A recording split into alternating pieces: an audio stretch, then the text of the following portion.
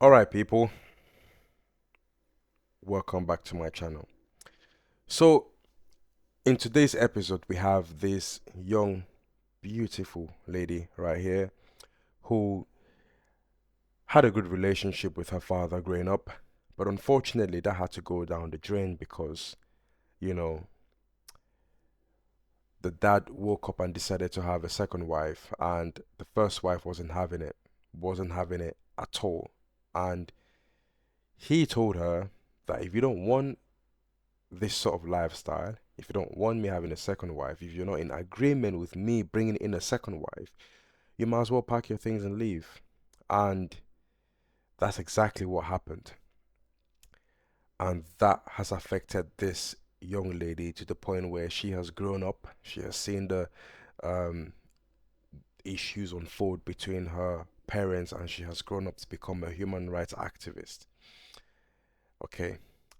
Sometimes parents don't realize what they are doing to their children. To be honest, we have kids today, innocent kids, paying the sins and suffering the sins of their parents. Anyways, let's watch a video. Let's watch it and unfold things further. I'm the first child of my parents, and I had a happy childhood. My parents loved me. Many times I tell people that I must be my parents' favorite. I used to walk out with my dad for outings. He visited me so many times, even when I moved into boarding school. Even when I got to university, I walked arm in arm with my dad. That was weird because everyone wanted to be independent at the university, but I came with my dad. Growing up, my dad was really nice to us. He would come back by 5 p.m. to tell us stories, riddles about our culture and traditions. You know, even when we went to some of the best schools in Uganda, my dad insisted that we must speak our traditional language. We would not speak English back home. Well, like some people look at it as a privilege. I remember particularly something I picked as a child. My dad told me that when addressing men, you need to look at them straight in their eyes. If you're shaking their hands, make it a firm handshake. So I grew up strong. Like, I don't understand. Are you raising men in women? I don't get it. Why are you teaching your daughters to give firm handshakes to men? Come on.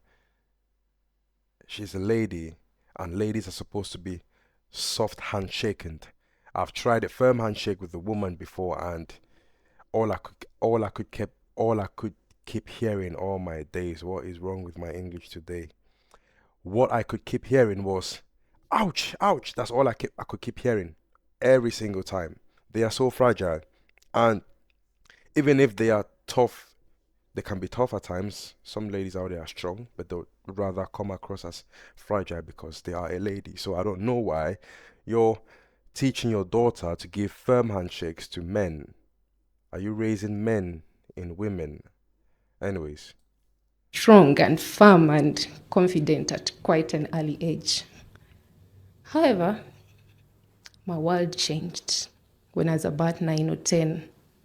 In the year 1997, on the 24th of December, as is tradition, during Christmas season, we go back to the village in the countryside and we pack up all our Sunday best clothes, all of our food, and just go out there to celebrate with our grandparents, aunties, and uncles, and everyone else.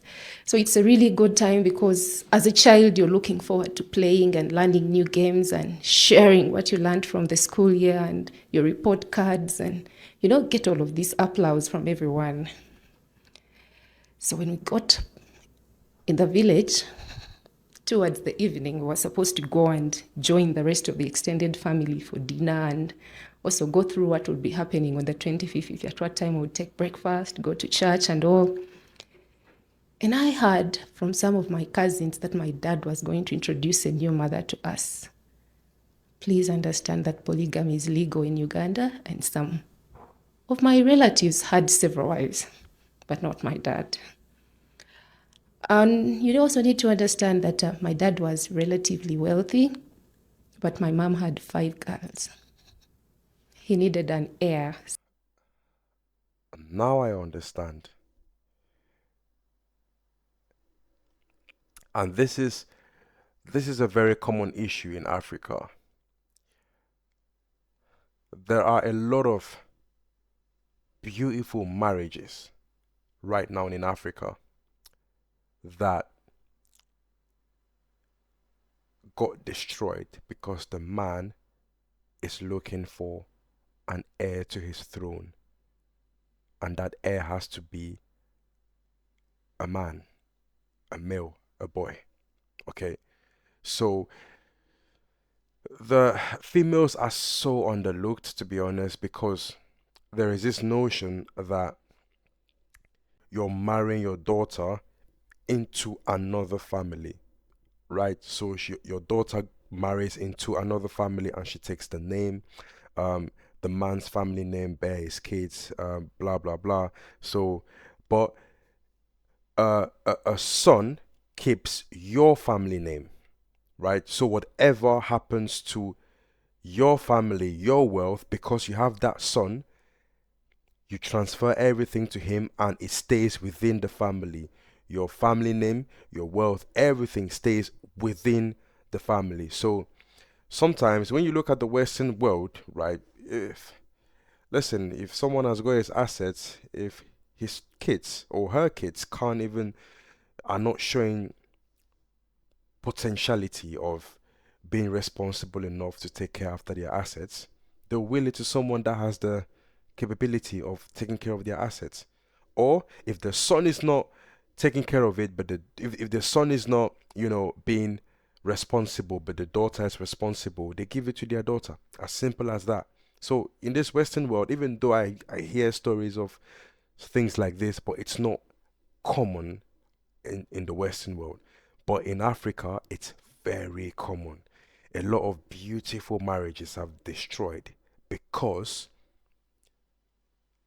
the man, the woman gave birth to all girls. Anyways, sometimes they say I'm African, but but sometimes they say Africa is behind. I don't blame people who say Africa is behind, honestly. I don't blame them for saying that. But anyways, let's carry on. Someone to take after him and inherit his property. In our culture, a girl Exactly. cannot inherit property. So I was confused. We have a new mother. My parents are an educated lot. What does that mean? And I didn't know how my mom would take it. And there's a bit of tension. So when it got to dinner time, my mom asked us to get into her house. She closed the house and gave us strict instructions not to open the door. Well, we had not eaten, we had traveled a long way. I mean, we can't speak to our cousins, we won't see their dresses. What's this? Anyway, I was sleeping in my room that night. She turned out all the lights, and I could hear her pacing in the hallway to the front door. My room was just adjacent to the front door.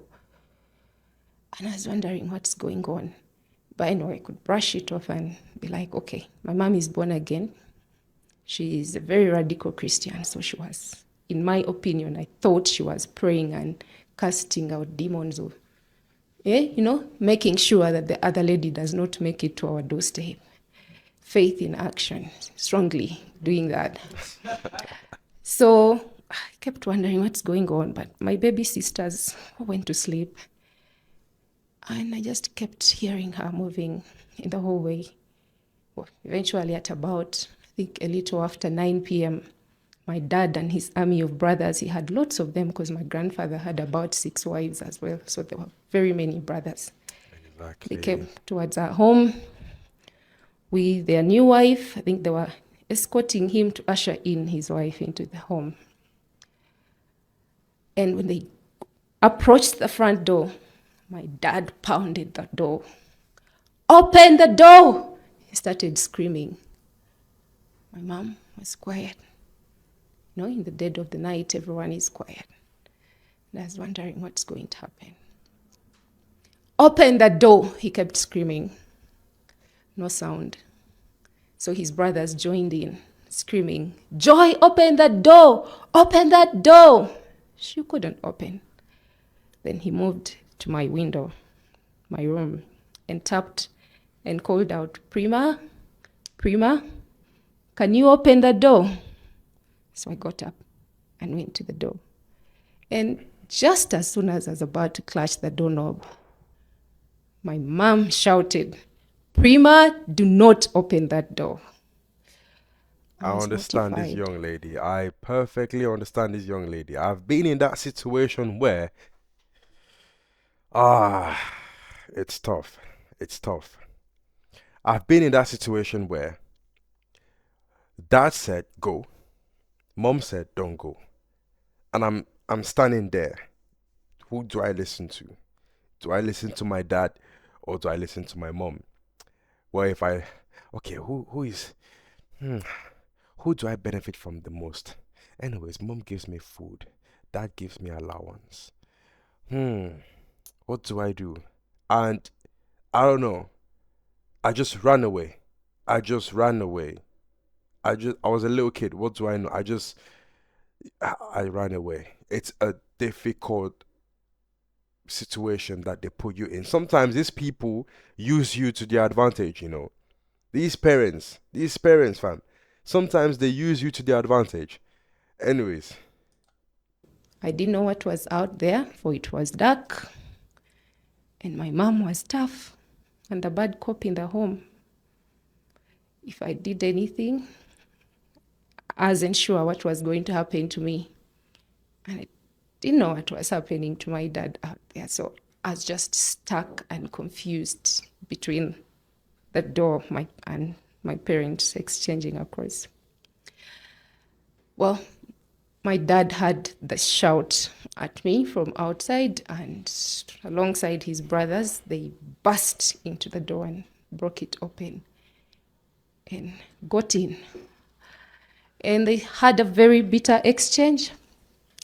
And I was just looking. My dad had his brothers with him, and they were, of course, cheering him, and my mom was just crying. And I remember clearly my dad telling my mom that this is my home. I can do what I want. If you do not want to stay, pack your bags and leave. And my mom kept saying, I contributed to this wealth. I contributed to the construction of this house. What becomes of me? And he said, you can take the roof and leave. I was in wow. shock. I had Sensational. never seen my dad angry. I had never seen my dad express so much frustration and anger.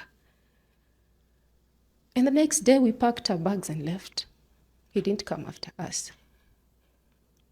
Today, almost 2 decades later, I'm a human rights lawyer, and I've specialized in strategic litigation, which involves providing free legal services and challenging systems.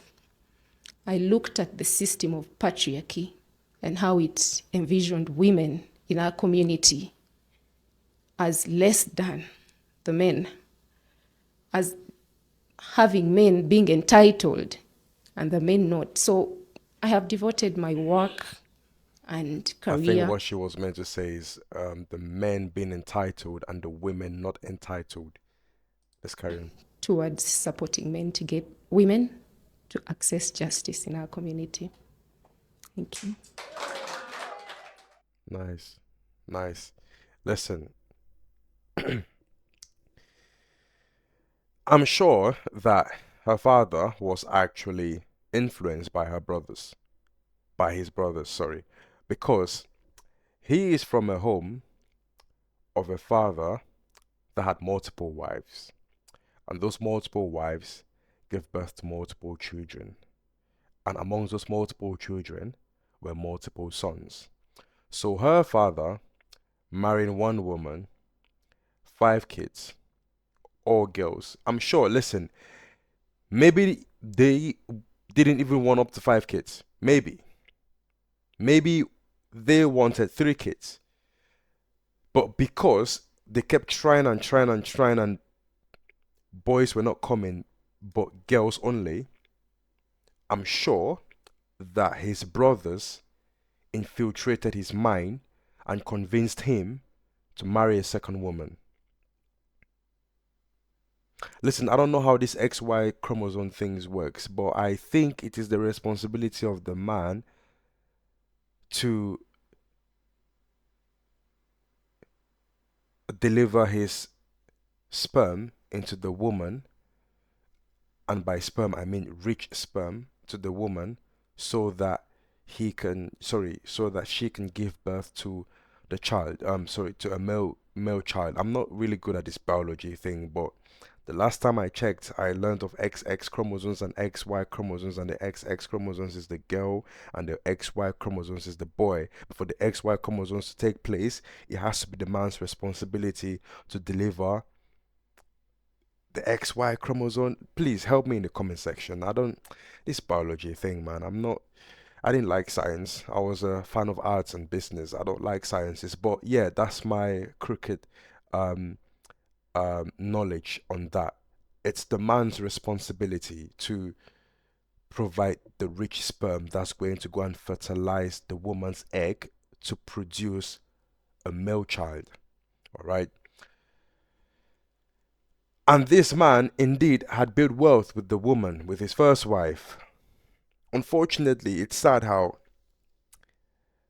back in Africa, some women get so undermined by the society. They feel like women can't do stuffs, but men can do stuffs. I understand that when you go into things like construction, it's men, all right? How many women do you find in construction? Or how many you hear of the garbage man, but you don't hear of the garbage woman, right? You hear of road constructions, you never see women on there. When you see them people sailing the ship to go and um, um, catch fish in the sea, you know, you rarely see women. It's mostly men who take upon that courage at night, doing night shifts in the dark waters, seeing nothing, just you, your torch, and your boat and your net in the water. You never know what you could catch. Maybe you could catch a whale that's gonna get into the net and subside the boat. You never know. But a lot of men are taking a lot of risks out there, but that doesn't mean that women can't do things. All right. That doesn't mean that women can't do things. That doesn't mean you're gonna destroy your family, your beautiful family, simply because you're looking for a male child. According to the Bible, polygamy is not a good thing. It's not a good thing. So please, if you're in this situation, don't bring another woman into your beautiful home and destroy the relationship that you have with your woman, with your first wife, simply because you're looking for a son. If anything, try and gauge your daughters. Try and gauge them. Try and guide them. Try and don't don't turn them into masculines. No, don't turn them into men. No, just try as much as possible to help them out, to guide them, give them the knowledge that you have, to, you know, carry on with whatever legacies you've left behind. Honestly. Yeah, I'm gonna leave it here. I'm out.